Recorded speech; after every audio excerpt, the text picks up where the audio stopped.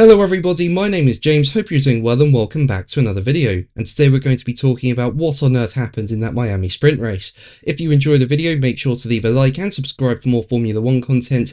Also make sure to follow me on X at James's Pit Lane, I'll leave a link in the description, but let's jump straight into the video.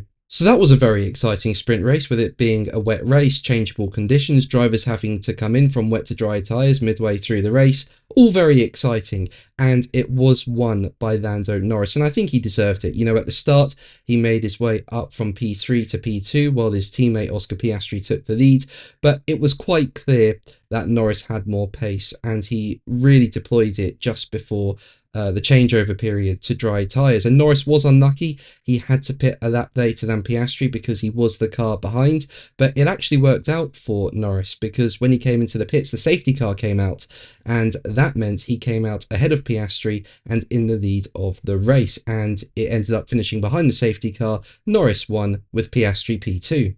I also think it was a really good day for Lewis Hamilton. He finished P3 and he needed that. He's had a few very difficult races so far this year, and to get on the podium in the sprint race, I think they will take that. You know, at the start of the sprint race, they looked to be struggling, but they made the right call with the changeover period, went on to dries earlier than others, and Hamilton was able to get those tyres up to speed really quickly, made some good overtakes, and yeah, finished in P3. So a really solid result for him and Ferrari, but not the best day for Ferrari overall, because Charles Leclerc did end up in the wall on the laps to the grid. You know, it was pouring down when that was happening, and he was on the intermediate tyres. It was the wrong tyre to be on, and he just aquaplaned into the wall. It totally ruined the right hand side of Leclerc's car, and he didn't even start the race. So a shame for Leclerc, but Ferrari will be happy that Hamilton finished in P3. And speaking about finishing P3, Hamilton said, "I'm so happy with that. It's been a tough year so far, but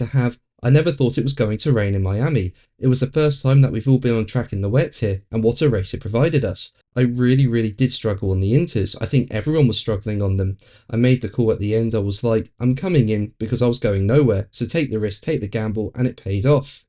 I wish we had another couple of laps to give these guys a bit of a fight, but big congrats to McLaren as always." Now, unfortunately, it wasn't a good race for Kimi Antonelli. He did such a good job yesterday taking pole position for it, but he didn't get the best start, and he tried to go around the outside of Oscar Piastri into turn one. It didn't work. He went off the track, lost a few positions, and I think that's just something to learn from. A bit of inexperience there from Antonelli. But Antonelli's race was ruined even further when the changeover started to happen from wet to dry. Basically, Antonelli came into the pits on the same lap as Max Verstappen. And as Antonelli was going past the Red Bull pit box to go into his pit box, Verstappen was released by Red Bull and he went straight into the path of Antonelli. They made contact.